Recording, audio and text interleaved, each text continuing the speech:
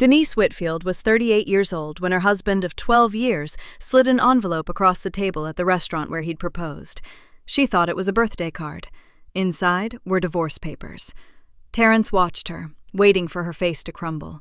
He mentioned, almost casually, how sharp his colleague Ava had become lately, how she reminded him of Denise before the company, before the success he'd started resenting the moment it outgrew him.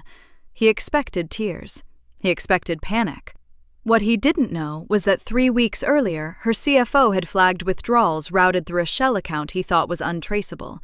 He didn't know she'd already been quietly pulling records, tracing every dollar, confirming every suspicion. He smiled at her, the way a man smiles when he believes he's already won. Denise looked down at the papers, then back at him, and she laughed. Terrence's smile faltered. He had no idea what that laugh actually meant, but he was about to find out. Before we dive in, comment where you're watching from today, and if stories like this speak to you, hit subscribe, because tomorrow's story is even more intense. The call wrapped up at 7:54 p.m., 6 minutes before her reservation. "Lock in the Hargrove Street property for Thursday," Denise said into her phone, pushing through the revolving door of Aurelius with one hand.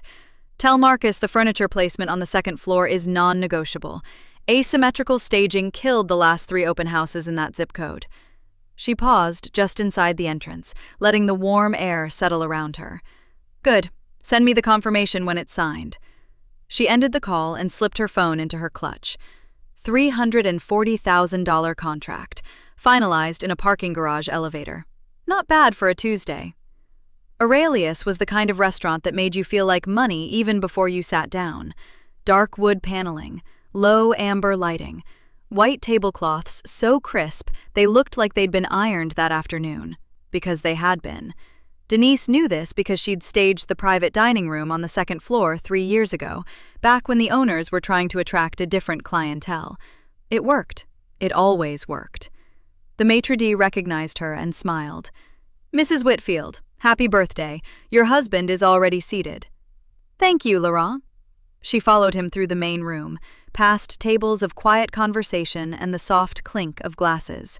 She kept her posture easy, her pace unhurried. People noticed Denise Whitfield when she entered a room, and she had learned, over years of client dinners and investor meetings and board presentations, to let them look without giving them anything they hadn't earned. She'd built Whitfield and Wren from a single workshop in her grandmother's garage in Decatur. 1 folding table, 2 secondhand paint sprayers, and a stubborn refusal to believe that staging was just furniture rearrangement. That was 11 years ago. Now the firm had 42 employees, 4 regional offices, and a client list that included some of the most competitive real estate developers in the Southeast. Interior Design Quarterly had called her the woman who redefined what a staged home could sell for. She kept the magazine in a drawer in her office and never mentioned it to anyone. Terrence was already at their table by the window, the same window where he'd proposed 12 years ago on a rainy April night when she was 26 and the company was barely an idea. He was in his charcoal blazer, the one she'd bought him for his 40th birthday. He looked up from his phone when she arrived. "Hey." He stood briefly and kissed her cheek. "You look good." "Thank you," she sat. He was already looking at his phone again before she'd unfolded her napkin. The first hour moved the way uncomfortable dinners do, carefully. They ordered. They talked about surface things, a neighbor's renovation project, whether to sell the lake house. Terrence mentioned a conference in Atlanta he might be attending. Denise mentioned the Hargrove Street contract, and he nodded in the way people nod when they aren't really listening. He checked his phone 4 times before the entrees arrived. She noticed, the way she noticed everything, quietly, without reacting. 3 weeks ago, Priya had stopped by her office just before close of day, a printed spreadsheet in her hand and a look on her face that Denise had only seen once before, the day they discovered an accounts payable error that nearly cost them a contractor relationship. Priya set the spreadsheet on the desk and tapped a column of numbers near the bottom. "This consulting fee," Priya had said. "I can't find a corresponding vendor. The account it routes through, I don't recognize the entity name." Denise had studied the numbers for a long moment. Then she'd looked up and said, very evenly, "Leave this with me." She hadn't mentioned it to anyone since, but she'd been pulling threads ever since that evening, quietly and carefully, the same way she approached any problem that needed to be understood before it could be solved. "Ava Sinclair turned out to be impressive," Terrence said. Denise looked up from her salmon. "The developer on the Brookhaven project?" "Yeah." He turned his wine glass once. "Sharp. Really understands how to position a property." He paused, and something moved behind his eyes that she couldn't quite name. "Reminds me of you, actually. How you used to be. Before everything got so—" He gestured vaguely. "Corporate." Denise held his gaze for a moment. She took a slow sip of her water. She said. She did not elaborate. She did not fill the silence he was clearly waiting for her to fill. She just set her glass down and asked the waiter, when he came by, whether the chocolate torte was made in-house. It was. They ordered dessert. The torte arrived in clean, precise slices. Denise took one bite and found it was very good. She was thinking about the shell entity in Priya's spreadsheet, about the name of it, which she had now traced to a registration in Delaware filed 14 months ago, when Terrence reached into the inside pocket of his blazer. He set an envelope on the table and slid it toward her. She looked at it. Then she looked at him. She picked it up, lifted the flap just enough to see the header of the first page. Petition for dissolution of marriage. She looked up at him. His jaw was tight. His hands were flat on the table. He was watching her face the way someone watches a window during a storm, waiting for it to crack. The envelope sat in her hands. Terrence hadn't moved, hadn't touched his dessert. He was just watching her, his eyes steady, his shoulders pulled back like a man braced for impact. She pulled the papers out the rest of the way. Petition for dissolution of marriage, filed in Fulton County. His attorney's name printed neatly in the upper left corner. She turned to the second page, then the third. She read slowly, carefully, the same way she read every contract that came across her desk. The restaurant kept moving around them, forks on plates, a woman laughing softly 2 tables over, the low murmur of a room full of people having ordinary Tuesday nights. Denise turned to the 4th page. And then she laughed. Not the sharp, broken kind. Not the kind that comes up your throat like something tearing. It was quiet and genuine, a small sound of recognition, the way you laugh when you've been waiting for something to happen and it finally does. She pressed 2 fingers to her mouth and looked down at the table for just a moment. When she looked back up, Terrence's expression had gone from braced to confused. "What's funny?" he said. It wasn't a question. "Nothing." She set the papers down. She straightened them against the tablecloth, aligning the edges out of habit. "I'm sorry. Go ahead." "Denise." "I'm listening, Terrence." He stared at her. The confusion behind his eyes was shifting into something else, something closer to irritation. She recognized that, too. She had spent years learning to read his face, the way it rearranged itself when a conversation wasn't going the direction he'd planned. "You're not going to say anything?" "I just did." She folded her hands on the table. "What would you like me to say?" He exhaled through his nose. "I thought we could talk about this like adults." "I'm sitting here. I'm listening. I haven't cried or raised my voice. That seems fairly adult to me." His jaw tightened. He reached for his wine. She already knew what he'd expected. She'd played it out in her head during the drive over, not because she'd known about the papers, but because she knew him. He wanted tears, or anger, or something loud enough to make him the reasonable one by comparison. He wanted her off balance. He had chosen her birthday for that reason. She was almost certain of it. The setting, the history of this place, the dessert arriving like a prop, all of it was designed to maximize her emotion and minimize her leverage. He had timed it wrong. He had timed a lot of things wrong, as it turned out. She thought of Priya's spreadsheet, the consulting fees routed through that Delaware entity, the registration date, 14 months ago. And she thought of the acquisition offer from Northgate Property Group that was currently sitting on Robbie Malone's desk. 8 figures for a partial stake in Whitfield and Wren, close enough to signing that she and Priya had started mapping the transition structure. A deal that big, in a divorce proceeding, would require full disclosure of both spousal interests in the business. The timing of these papers was not a coincidence. She was as sure of that as she had ever been of anything. "I'll sign them," she said simply. Terence looked at her. "But you should probably talk to a lawyer before you get too excited about what that means." She picked up her fork and took another small bite of the tort. It was still very good. "That's all I'll say tonight." "What does that mean?" "It means what it sounds like." She set the fork down. "Talk to a lawyer." He was quiet for a long moment. She could see him turning it over, looking for the angle, trying to find what she was holding. But she gave him nothing. She had learned that skill in boardrooms, in difficult client negotiations, in years of being underestimated by people who assumed that warmth was the same as softness. She gave him nothing, and eventually he stopped looking. He flagged the waiter without asking her if she was finished. He paid in silence. She folded the papers back into the envelope and put them in her clutch, neatly, like a document she'd need to reference later, because she would. The drive home was 22 minutes. Nobody said a word for any of them. Terence went straight upstairs when they got inside. She heard the bedroom door close, not a slam, which would have been something, just the quiet click of a man who had run out of moves and knew it. Denise stood in the hallway for a moment. The house was still. Then she walked into the kitchen, set her clutch on the counter, and opened her laptop. The files were organized the same way she organized everything, clearly, methodically, each one labeled by date. Priya's original spreadsheet was in a folder she'd titled simply Review. She opened it now, and then opened the 3 documents she'd added since: bank routing records, the Delaware entity registration, a printout of the Northgate acquisition timeline. She pulled the envelope out of her clutch and set it beside the laptop.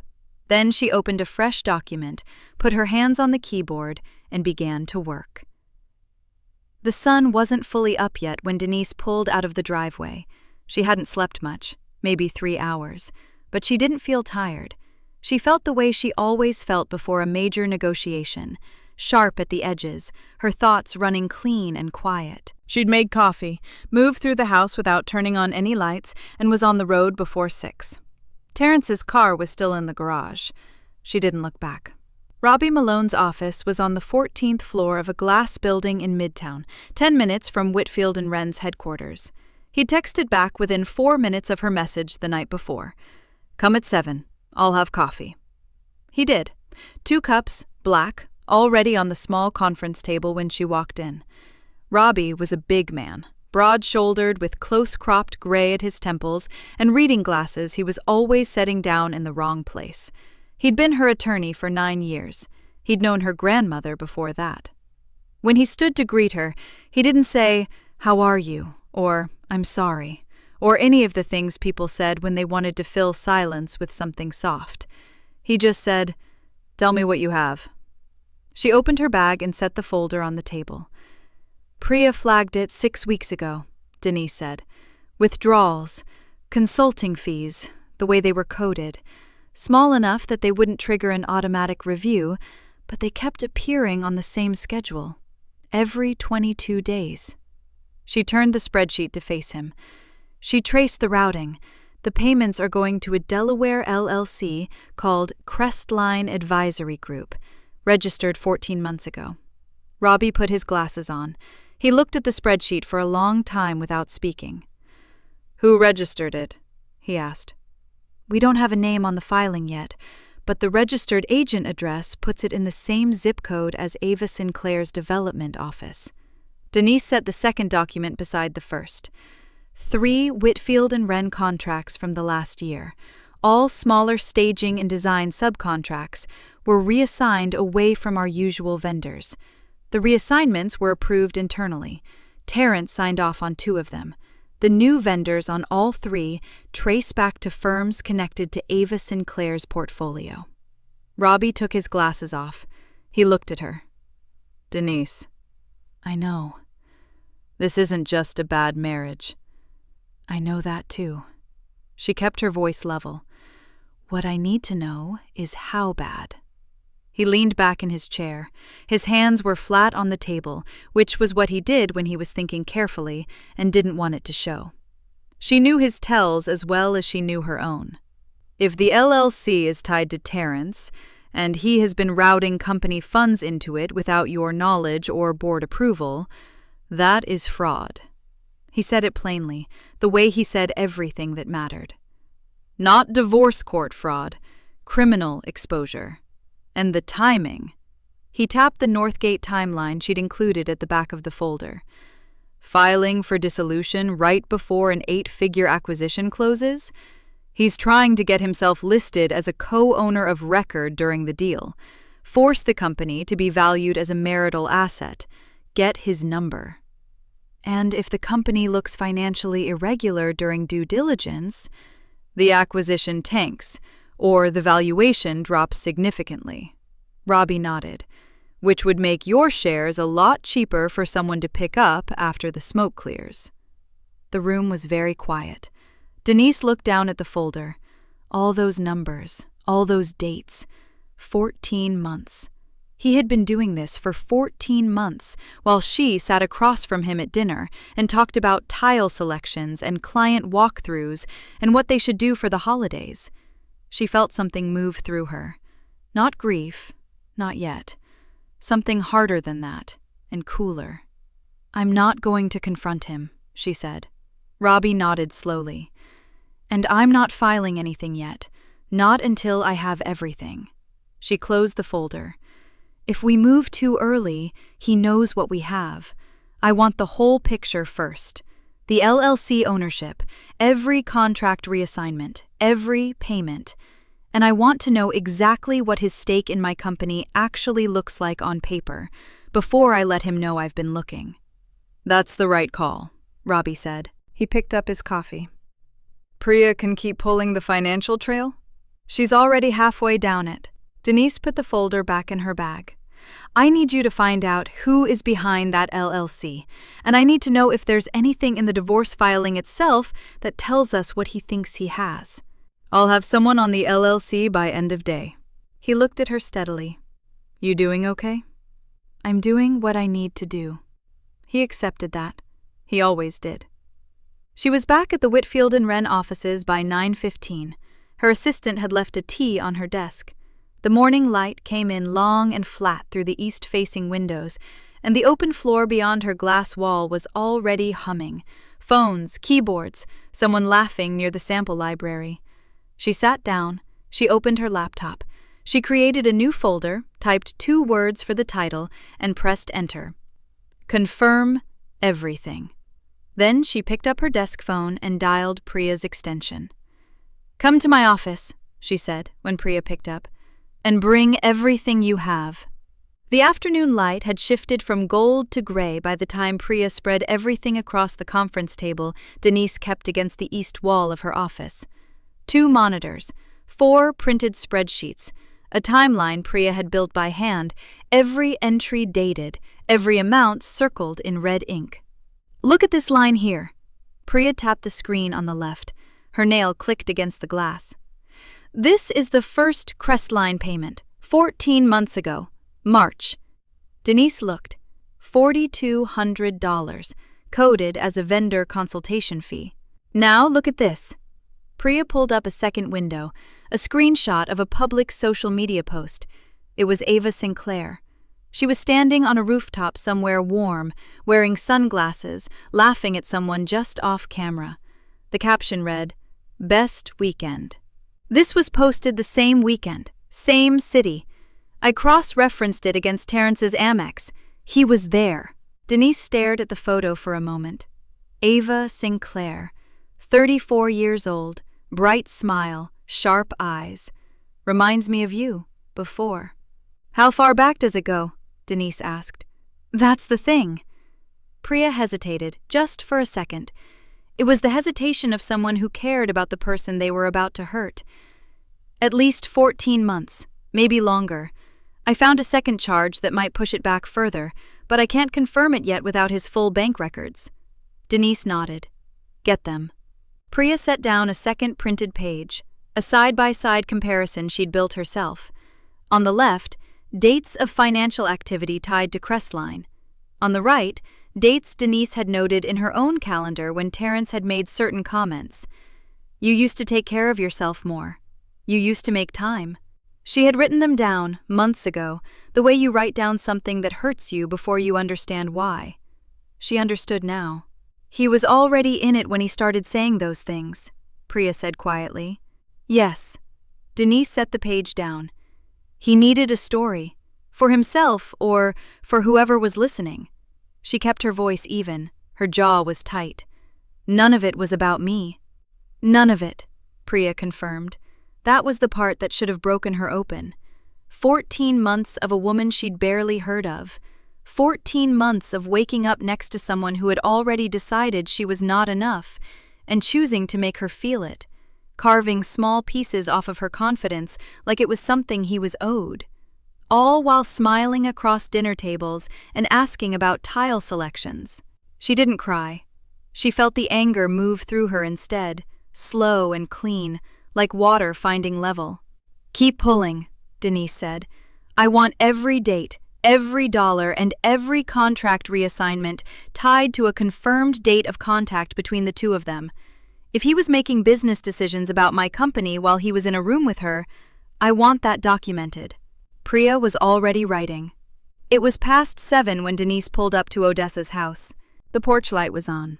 It was always on, no matter the hour. The front garden smelled like night-blooming jasmine, and the screen door creaked the same way it had since Denise was 9 years old. Inside, the TV was going low, and the kitchen light was warm and yellow, and the whole place felt like an exhale. Odessa came out of the kitchen, wiping her hands on a dish towel. She took one look at her granddaughter's face, not at the tears that weren't there, but at something harder and quieter underneath, and she said, "Sit down, baby. I'll make plates." They sat at the kitchen table the way they'd always sat, Denise with her hands wrapped around a glass of sweet tea, Odessa across from her with her reading glasses pushed up on her head. Denise told her most of it. Not every number, not every legal term, but the shape of it, the affair, the money, the way Terrence had chipped at her appearance, her dedication, her age, while the whole time he was building something behind her back. Odessa listened without interrupting. She had that gift. She could hold space for something painful without rushing to fill it. When Denise finished, Odessa was quiet for a moment. Then she said, "You know what always stayed with me about your grandfather?" Denise shook her head. "He never once made me feel small. Not once in 40 years. She set her glass down. "Because he didn't need to. A man who has to shrink you to feel tall." She looked at Denise directly, the way she always did when something mattered. "Was always going to fall. That's not about you. That was never about you." Denise felt something settle in her chest. Not relief exactly, more like confirmation. "He picked the wrong woman," Odessa added, almost to herself. She reached across the table and squeezed Denise's hand once. Firm. "The woman who built that company from nothing, in my garage, with a second-hand cutting table and more nerve than sense." She smiled. "That woman does not lose." Denise looked at her grandmother's hand over hers. "No," she said. "She doesn't." They stayed at the table another hour. Odessa talked about her garden, about a neighbor's new fence, about nothing that mattered strategically and everything that mattered otherwise. And Denise let herself be there, in that warm kitchen, at that old table, before she had to go back to being the woman with the plan. When she stood to leave, she hugged Odessa for a long moment. "I'm going to make sure he loses far more than a marriage," Denise said quietly into her shoulder. Odessa pulled back and looked at her. Her eyes were calm. She nodded once. "Good," she said. Terrence called on a Tuesday afternoon. Denise was standing in the middle of a vacant 4-bedroom in the Westover development, watching her crew hang the last of the linen drapes in the primary suite, when her phone buzzed. She stepped into the hallway. She looked at his name on the screen for one full second before she answered. "Hey." His voice was easy, relaxed, like a man who had already decided how things were going to go. "I was thinking we should sit down. Just the two of us, no lawyers yet. Keep it simple." "Simple," she repeated. "Clean, I mean. Fast. I know you want this to be over, Dee. I think we both do." There it was. Dee. He only used that when he wanted something. "I've had my guy put together some numbers that are fair. More than fair, honestly. You'd walk away in a good position." She could hear the confidence underneath the words. He thought the silence of the last few days meant she was processing her loss. He thought her calm was the quiet of someone who had already given up. "When?" she asked. "Thursday? That little cafe on Mercer. Nothing formal." "I'll be there," she said. She hung up and stood in the hallway for a moment. Through the doorway, she could hear the soft sounds of her team working, the careful slide of a curtain rod, the low exchange of voices measuring a distance. Things she had built, people she had trained. A company that existed because she had wanted it to badly enough to work for it before she could afford to. She went back in and helped them finish hanging the drapes.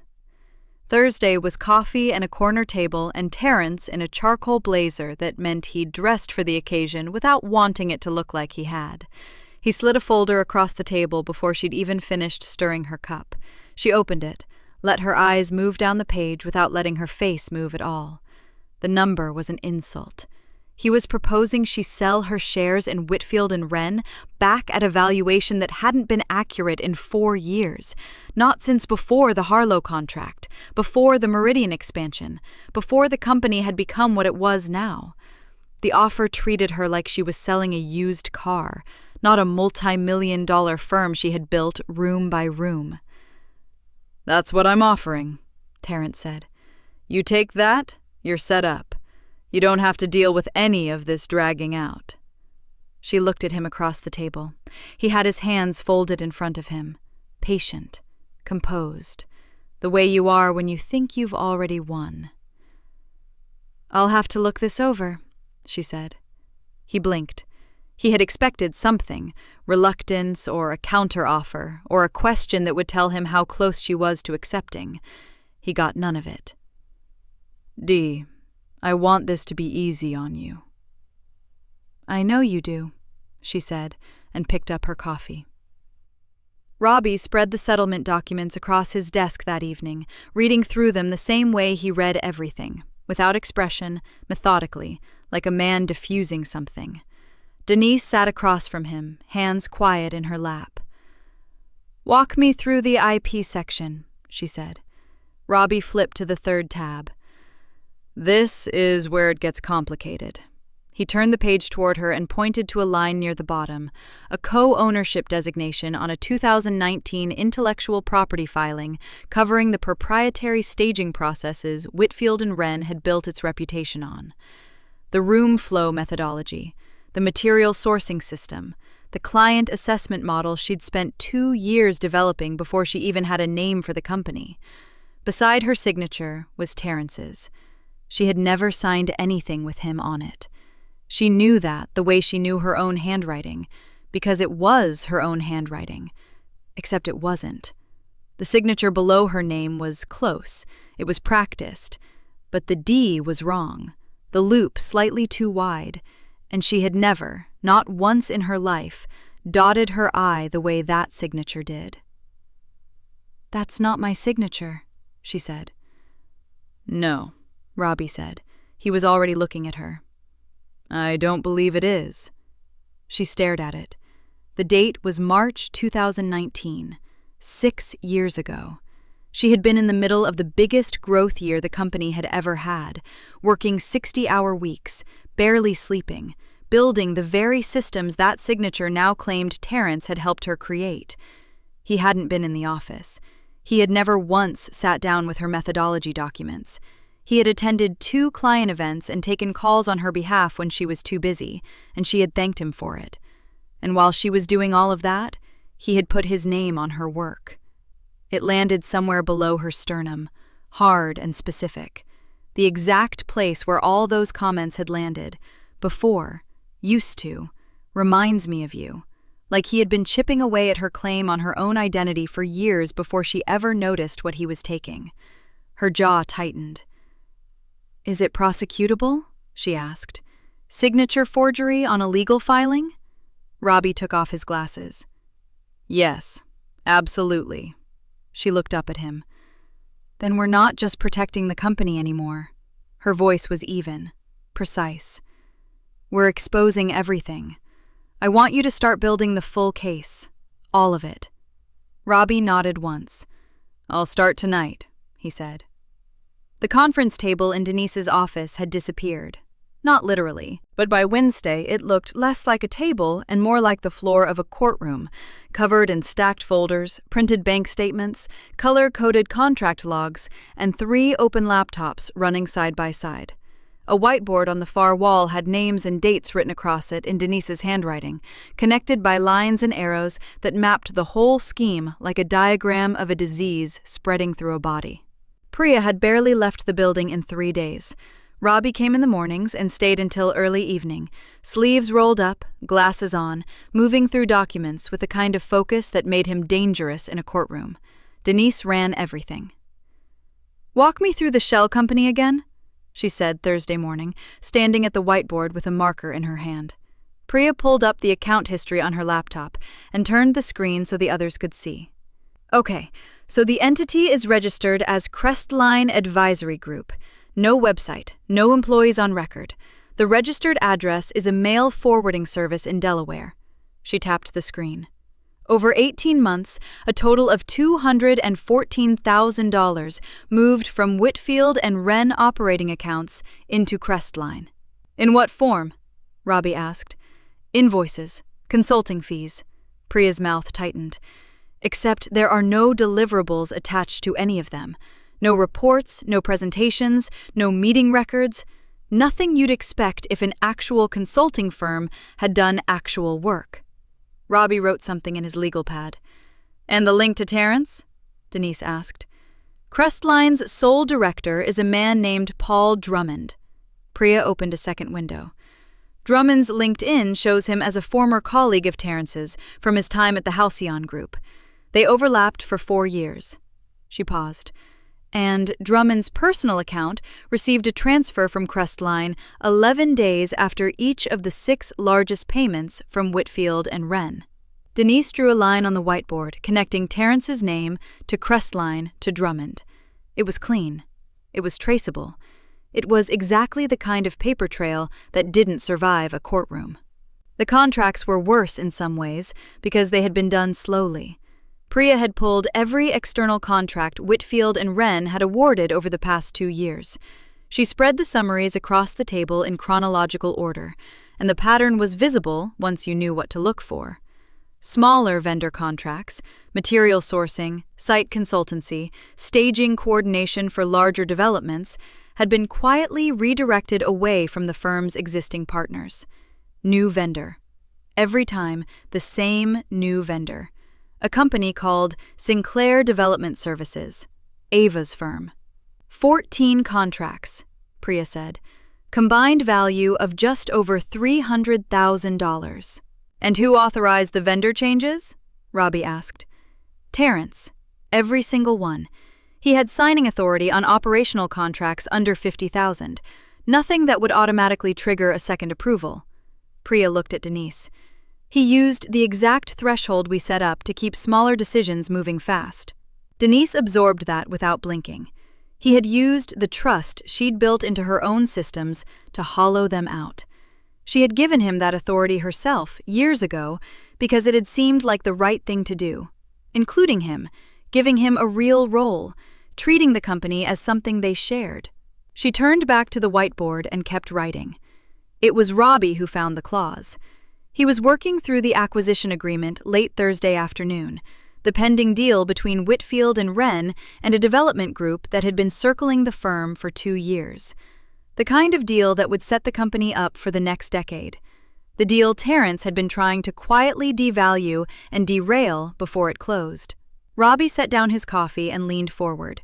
"Denise." She looked up. He turned the acquisition document toward her and pointed to a paragraph near the bottom of page 31. "Read that." She read it. Then she read it again. The clause was standard language in acquisitions involving married co-owners. If either party initiated divorce proceedings during the acquisition window, both spouses were legally required to submit complete financial disclosure, business and personal, to the acquiring firm as a condition of continuing the deal. Terrence had filed for divorce. The acquisition window was still open, which meant if Denise moved to accelerate the closing timeline, formally requesting the deal move faster, the clause would activate. Every financial record Terrence had tried to hide would have to be handed over, not to her, not to a divorce court, but to a third-party acquisition firm with its own legal team and its own reasons to care very much about what those records said. She set the document down. He filed the divorce to pressure me into a quick settlement before the acquisition closed, she said. He didn't know this clause existed. I don't think he read the full agreement, Robbie said. Or he assumed you'd never accelerate, that you'd want more time. Priya was already looking at her. If we push the timeline forward, he has to disclose everything, Denise said. Crestline, the contracts, all of it, to people who have the resources and the motive to pull every thread. She looked at both of them. He built this whole scheme to make me move slower, so we move faster. Robbie nodded. Priya closed her laptop. It's airtight, Priya said. He is, Robbie agreed. Denise looked at the whiteboard, at Terrence's name at the top of it, connected by lines to every choice he had made, everything he had taken, every signature he had forged. Priya, she said, first thing tomorrow morning, I need you to call the acquisition firm and formally request an accelerated closing timeline. Tell them we're ready to move. The email came in on a Tuesday. Priya had been going through client contracts for 3 days straight, cross-referencing active accounts against outgoing correspondence, looking for anything that hadn't already been cataloged in the main case file.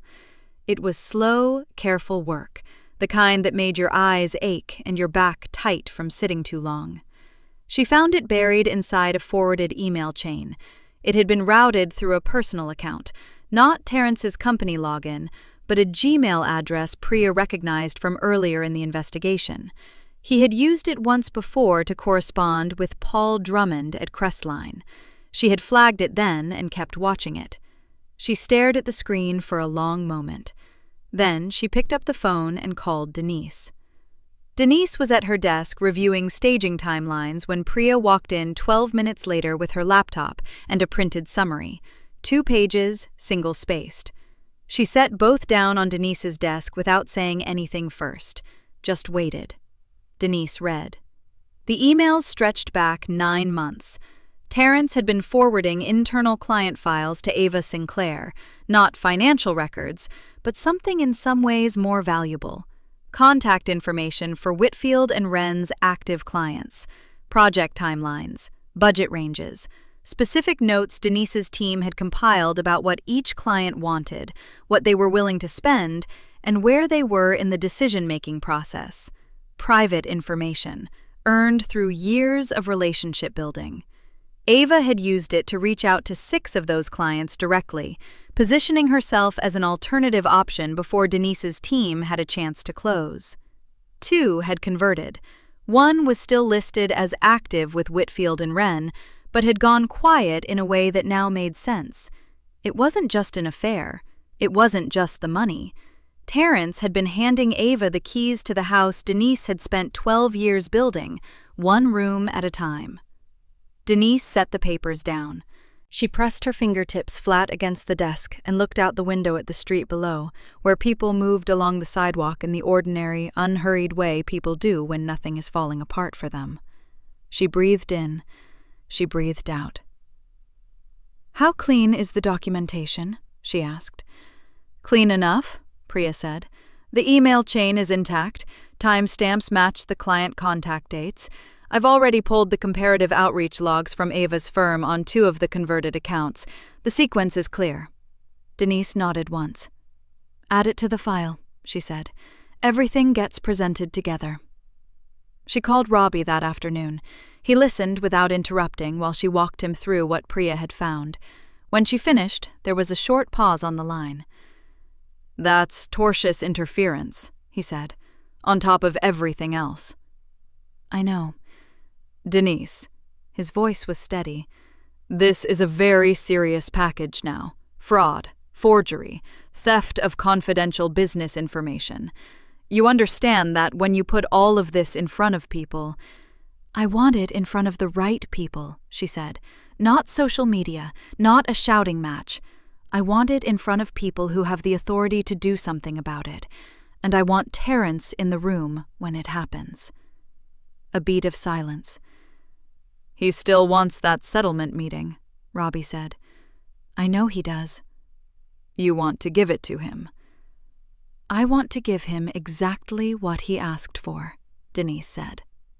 She drafted the meeting invitation herself that evening, seated at her kitchen table with a glass of water she hadn't touched. The language was measured and plain. Settlement discussion. Thursday, 10 a.m., conference room, Whitfield and Wren offices. She copied Terrence's personal attorney as expected. Nothing in the message would raise a flag. What the message did not say was that Robbie had already reached out to the company's outside legal counsel, who would be attending as a standard transparency requirement given the active acquisition. It did not say that the acquisition firm's due diligence team had confirmed their attendance, having been briefed that certain disclosures required their presence under the terms of the agreement.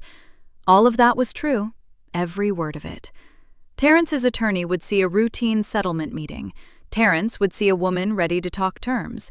Neither of them would know who else was sitting at the table until they walked in.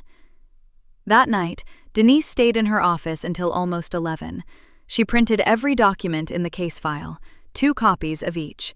She organized them into a single folder, the forgery on top, then the Crestline records, then the contract diversions, then Priya's email chain. Each section separated by a tabbed divider, labeled in her own handwriting. She set the folder on her desk. She looked at it. 12 years. Every early morning. Every late night. Every project she had bled for and fought for and built, one careful decision at a time. It was all in there. And so was the proof that someone had looked at everything she made and decided it was his to take. She turned off the light and went home. The next morning, Denise arrived at the office before anyone else. She set the folder at the head of the conference table, poured herself a coffee, and stood near the window when she heard the elevator open at 10 o'clock. Terrence walked in, straightening his jacket. He looked relaxed. He looked like a man who had already decided how the morning would go. He had not yet seen who was seated at the table behind her. Terrence stopped 2 steps inside the doorway. His eyes moved across the room fast. Robbie at the far end of the table, 2 men in dark suits he didn't recognize, and a woman with a leather portfolio open in front of her who did not look up when he entered. Outside counsel. The acquisition team. He looked at Denise. "What is this?" he said. His voice was still measured. "Still trying to be the man in the room who had not been caught off guard?" "Settlement discussion," Denise said. "Like you asked for. These people aren't part of a settlement discussion." "Under the terms of the acquisition agreement," Robbie said from the end of the table, not unkindly, "any active divorce proceeding requires full financial transparency from both parties before a closing can proceed. Their presence is a contractual requirement." Terrence looked at his attorney, a thin man named Gerald who was already flipping through papers with a careful, unreadable expression. No one told him to leave. No one told him to sit down. After a moment, he sat down. Denise opened the folder. She did not rush. She did not set the stage with a speech or let her voice climb. She simply placed the first document in the center of the table and turned it so it faced Terrence. "This is an intellectual property filing for the modular staging system Whitfield and Wren uses across all large-scale residential contracts," she said. "It was filed 9 years ago. My signature is on it." Terrence glanced at it. "Right. It isn't my signature," she said. Silence. The woman from the acquisition team looked up for the first time. "A forensic document examiner reviewed it last week," Robbie said, sliding a second sheet forward. "The analysis is on page 3 of his report. The signature doesn't match Denise's handwriting across 17 comparison documents. The filing lists Terrence Whitfield as co-owner of that IP. He signed her name to make that happen. Terrence leaned back. He pressed his mouth flat. That's a misunderstanding. I was handling the filing because Denise was traveling. She authorized me verbally. Denise looked at him. She did not say anything. She didn't need to. The forensic report was already in Gerald's hands. She placed the second document on the table. A spreadsheet, 3 pages, printed clean. These are the company accounts Priya Nair flagged 6 weeks ago, Denise said. Starting 14 months back, funds were diverted in structured withdrawals through a shell consulting entity called Meridian Advisory Group. Meridian has no website, no employees, and no office address. It has one director. She paused. Terrence filed the incorporation papers himself. One of the men from the acquisition team leaned forward slightly, studying the spreadsheet. The total diverted is just over $240,000, Robbie said. Our forensic accountant has traced the outflows. We have the full documentation. Terrence's jaw tightened. Those were consulting fees, for work I did on the company's behalf.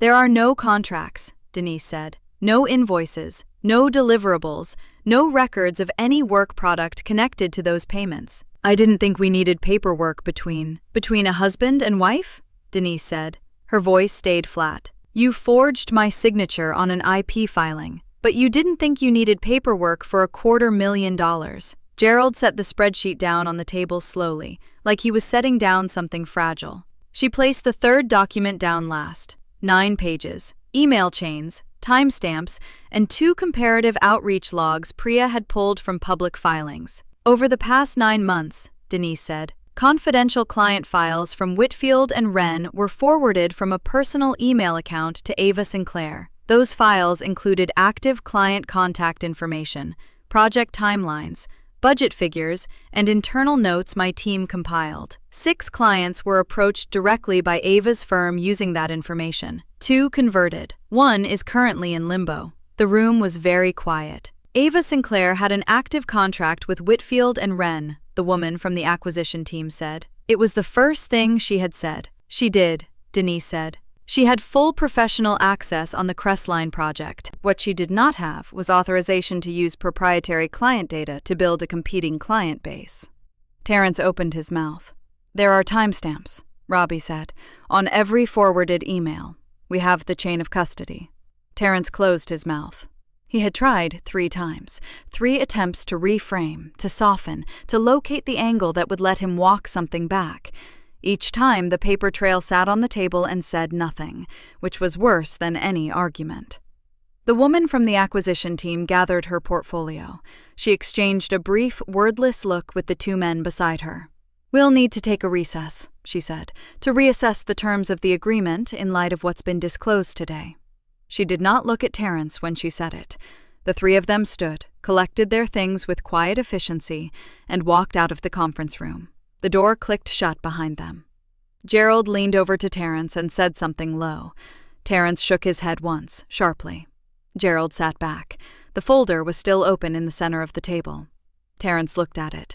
Then he looked at Denise. He had no more angles, no more spins. There was nothing left in the room except what she had placed on that table, and the fact that he had walked in here, thinking he had already won. The acquisition firm sent word 2 days after the meeting, 3 words in the subject line of the email. Revised terms attached.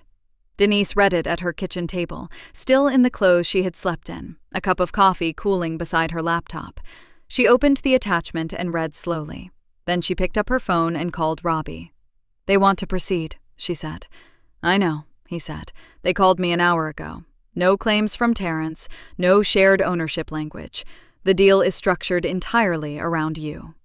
She set the phone down on the table and stared at the wall for a moment.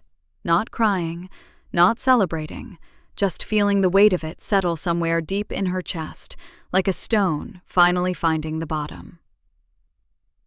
The formal meeting with the acquisition firm happened 4 days later, in a glass-walled conference room on the 14th floor of a downtown office building. Clean lines, tall windows, a city that kept moving outside. Denise sat across from the woman with the leather portfolio.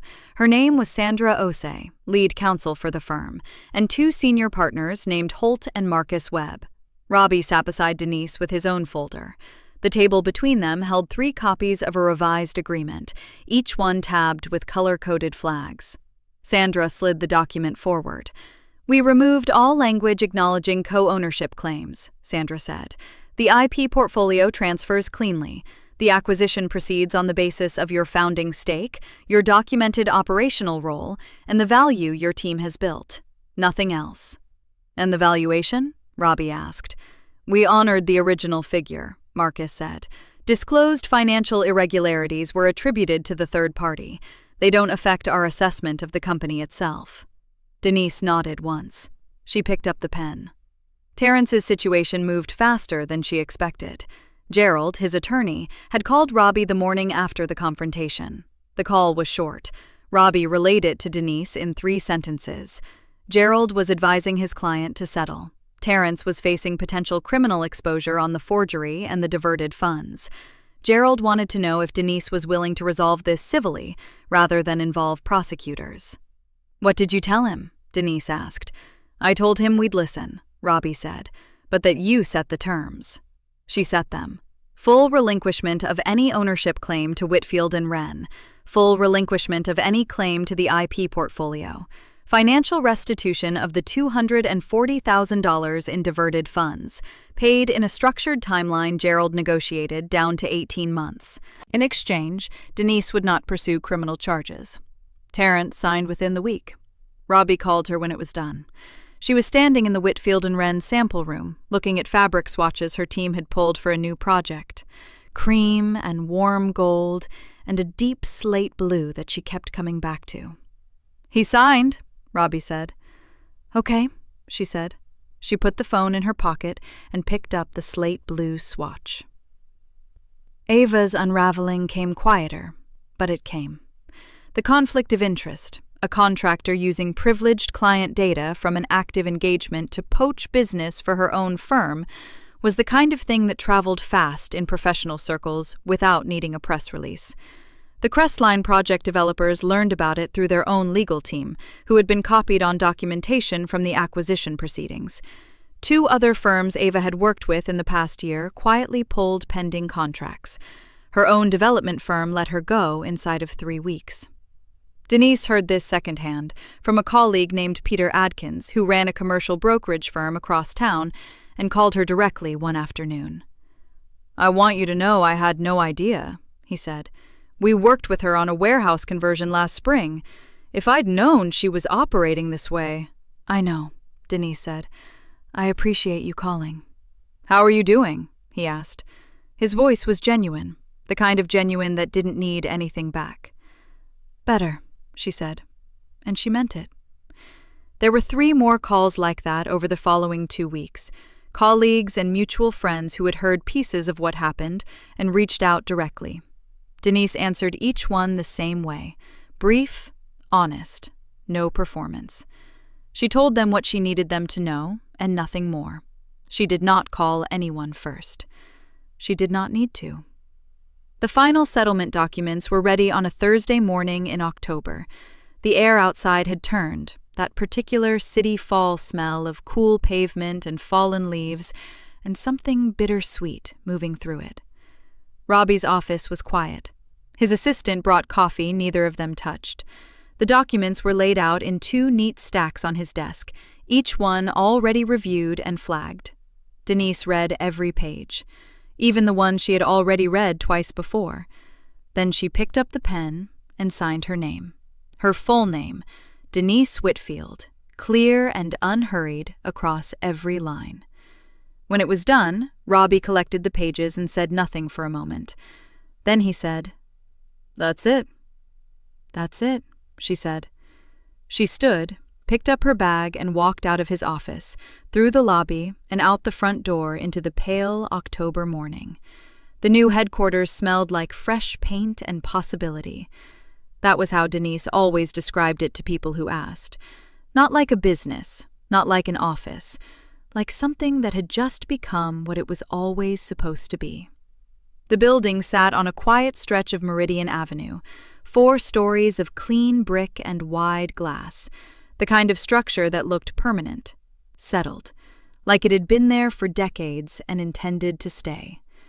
The lobby had warm wood floors and a long gallery wall where Denise had hung photographs of every major project Whitfield and Wren had ever completed, starting with a single-staged living room in a modest craftsman bungalow all the way back in year 1.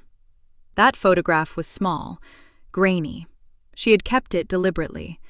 It was a Tuesday afternoon in late September when the mentorship group came through. 7 women. The youngest was 24, a graphic designer named Camille, who had already launched a small branding studio out of her apartment and had that hungry, slightly terrified look Denise recognized immediately. The oldest was 36, a contractor named Sonia, who had been running a renovation crew for 8 years and was finally ready to formalize it into a real company. Denise walked them through the building herself. She showed them the design studio on the 2nd floor, where her team had tripled in size since the acquisition closed. She showed them the sample library, a full room now, floor-to-ceiling shelves of fabric and tile and hardware finishes, and watched their faces when they walked in. "This started as 3 shelves in a garage," Denise said. "Literally, a folding table and 3 wire shelves and a label maker." Camille laughed. "You're serious?" "I still have the label maker," Denise said. "It's in my desk drawer." That got the whole group. She did not rush them. She let them ask questions, let them linger in the rooms that interested them, let the building speak for itself. This was the part Terrence had never understood, the patience of it. He had called it obsession. He had called it avoidance. He had said she cared more about her company than her life. But this was her life, all of it. The design and the strategy and the late nights and the early mornings and the mentoring of women who reminded her of herself at 24, alone in a garage with a vision and no one who fully believed it yet. This was all of it. Terrence's name came up occasionally, the way a scar comes up when someone asks about it. Brief, factual, then done. The fraud settlement had followed him. That was the nature of those things. They lived in public records and professional networks, quiet but permanent. His consulting work had slowed considerably. A few clients had quietly moved on. Denise had not engineered any of that. She had simply told the truth when the truth was asked for, and the rest had taken care of itself. He did not call. He did not write. He had no presence in her life, and she had no feeling about that except relief. Grandma Odessa arrived at 4 o'clock, right on time, wearing her good coat, the burgundy wool one she saved for occasions she had decided mattered. Her driver let her out at the curb, and Denise met her on the sidewalk with both arms open. Odessa held her for a long moment. "Let me see it," she said finally, pulling back and looking up at the building with her hands still resting on Denise's arms. The sign above the main entrance had been installed 3 weeks ago. Whitfield and Wren Design Group, in clean steel letters, each one bolted directly into the brick. Below it, smaller but just as clear, founded 2009. Odessa was quiet for a moment. "That is your name," she said, not as a question. "That's my name," Denise said. Odessa made a sound, a short, full exhale through her nose that meant something bigger than any word she might have chosen. She squeezed Denise's arms once, then let go and looked up at the building again. "I co-signed a loan for a woman with a garage and a label maker," Odessa said, "and she went and put her name on a building." "You believed in the garage," Denise said. "I believed in you," Odessa corrected. She looked over at her granddaughter with steady, warm eyes. "The garage was just a garage." They stood together on the sidewalk in the cooling September air. The street moved around them, a delivery truck pulling past, a couple walking a dog, the low hum of the city doing what it always did, indifferent and alive. Denise looked up at her name on the building. She thought about the restaurant, the envelope sliding across the table, Terrence's face, braced and expectant, waiting for her to fall apart. She thought about that laugh. This one was quieter, It started low in her chest and moved up slowly, easy and unhurried. And when it came out, it was small and private and entirely her own. The sound of a woman who had built something real, lost nothing that mattered, and still had her name on the door. Odessa heard it and smiled without asking why. She already knew. Thank you for watching until the end. If this story meant something to you, hit subscribe and turn on notifications. I've got 2 stories on the screen that you have to watch next. Have a great day.